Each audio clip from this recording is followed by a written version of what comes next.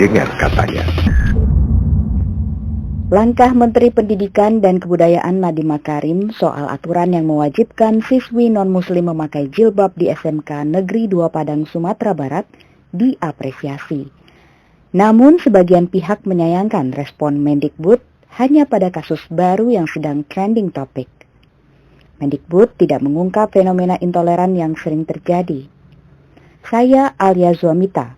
Bersama saya sudah ada Iman Zanatul Hairi, Sarjana Pendidikan, Kepala Bidang Advokasi Perhimpunan untuk Pendidikan dan Guru atau P2G, yang akan kita ajak berbincang soal fenomena intoleransi di sekolah.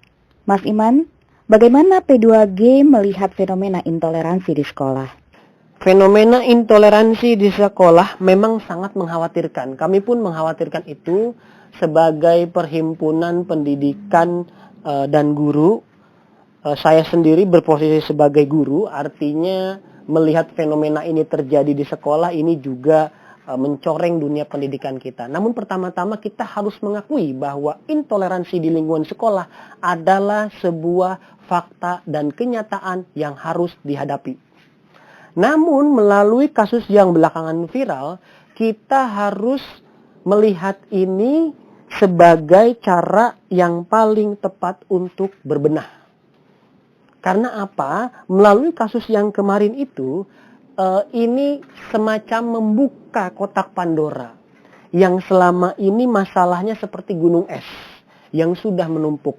Oleh sebab itu menurut kami diperlukan pertama dialog, kedua adalah penyelesaian yang menyeluruh dari masyarakat dan pemerintah itu sendiri. Jadi ini adalah fenomena yang harus diselesaikan secara bersama-sama dan dengan niat untuk berbenah.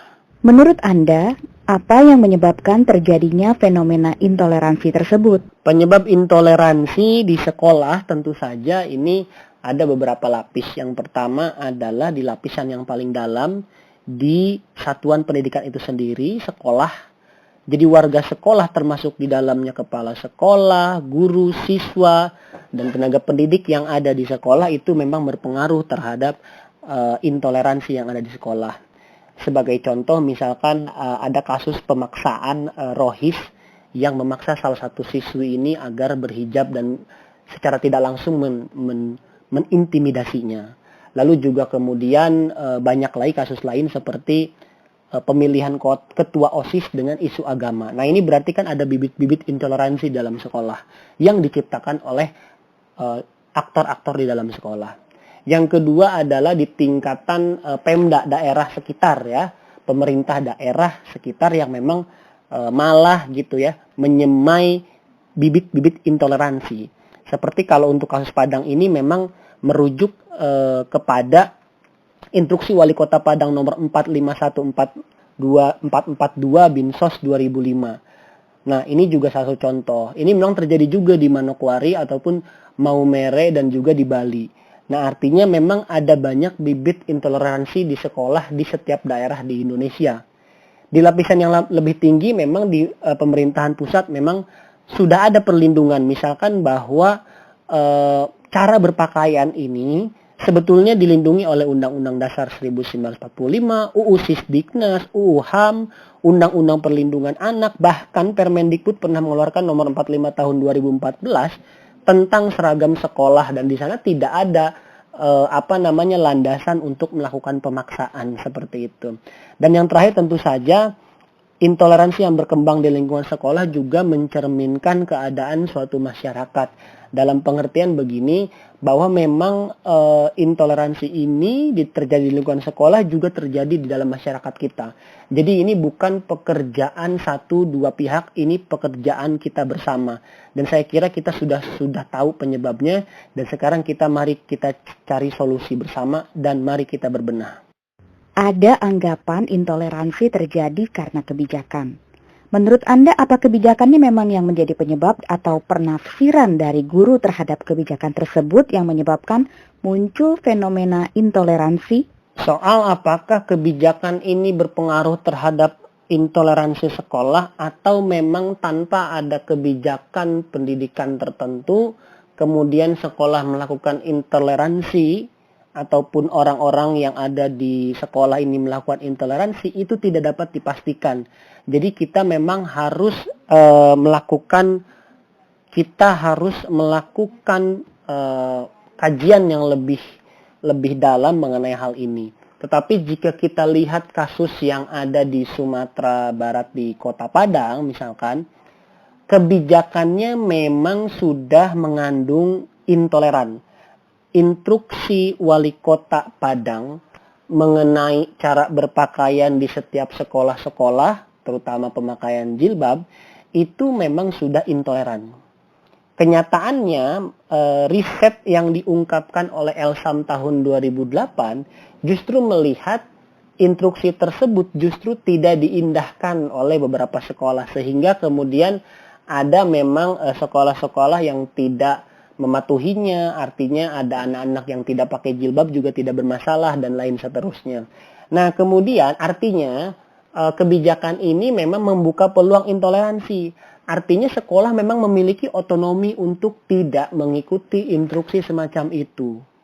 Kenapa? Karena selama ini memang tidak ada masalah. Nah, kemudian hari ini ada sekolah yang memilih untuk mengikuti aturan tersebut gitu. Dan ini baru menjadi masalah. Artinya apa? Artinya memang ini dua sisi yang sama. Ada yang kebijakannya intoleran kemudian dilaksanakan di sekolah menjadi semakin intoleran. Ada juga sebaliknya gitu. Mungkin tidak ada kebijakan intoleran seperti yang dikatakan oleh Dinas Pendidikan di Manokwari. Kami tidak pernah memberikan aturan yang intoleran. Tapi itu sekolah sendiri yang melaksanakannya seperti itu. Artinya sekolah juga punya otonomi untuk melakukan hal-hal semacam itu gitu. Lalu apa yang harus dilakukan oleh pemerintah dan pemerintah daerah untuk menghilangkan fenomena intoleransi ini? Ya, seperti sudah kami sampaikan tadi, ini masalahnya memang berlapis di tingkatan satuan pendidikan sekolah dan warganya, lalu di tingkat Pemda hingga di tingkat pusat kementerian.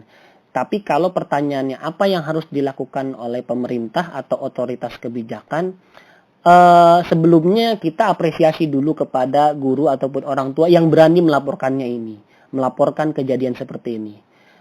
Itu yang pertama. Yang kedua, Kemendagri bersama Kemdikbud segera berkoordinasi lebih proaktif untuk memeriksa aturan daerah dan sekolah yang berpotensi intoleran. Tidak hanya aspek agama, tetapi juga aspek suku, budaya, ras, serta kelas sosial ekonomi. Kemudian yang ketiga, Kemdikbud jangan sampai lepas tangan begitu saja. Karena kan di Kemdikbud ini ada namanya Inspektorat Jenderal Kemdikbud yang mengawasi kebijakan Dinas Pendidikan dan kepala sekolah yang bernuansa intoleran. Jadi sebetulnya kita punya instrumen untuk mengawasi hal yang demikian. Keempat, Kemdikbud harus menggandeng lembaga sosial masyarakat yang memang konsen di isu-isu tersebut seperti Wahid Foundation, Ma'arif Institute, Setara Institute, YLBHI, Elsam, dan seterusnya. Sehingga mereka ini bisa melakukan pendampingan kepada dinas-dinas setempat sehingga mereka tidak lagi membiarkan adanya intoleran di sekolah. Lalu juga yang terakhir, yang kelima, menurut kami pemerintah terutama Kemdikbud dan Pemda harus bekerja sama dengan BPIP sebagai lembaga negara yang menjadi leading sektor untuk menyemai nilai-nilai Pancasila. Karena kita bisa memastikan ini bahwa bibit-bibit intoleran yang ada di lingkungan sekolah boleh jadi ini karena kurangnya implementasi Pancasila. Dan kita punya lembaga yang memang khusus untuk mengaktualisasikan Pancasila. Jadi saya kira pemerintah bisa koordinasi dengan lembaga mereka sendiri. Kemudian tentu saja di kalangan masyarakat ya, nanti itu akan mempengaruhi juga masyarakat. Jadi kalau pemerintahnya memang bekerja sama ya masyarakat juga bisa diajak kerjasama.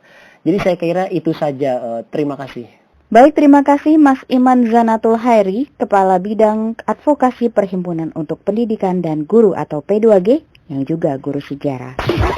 Dengar katanya.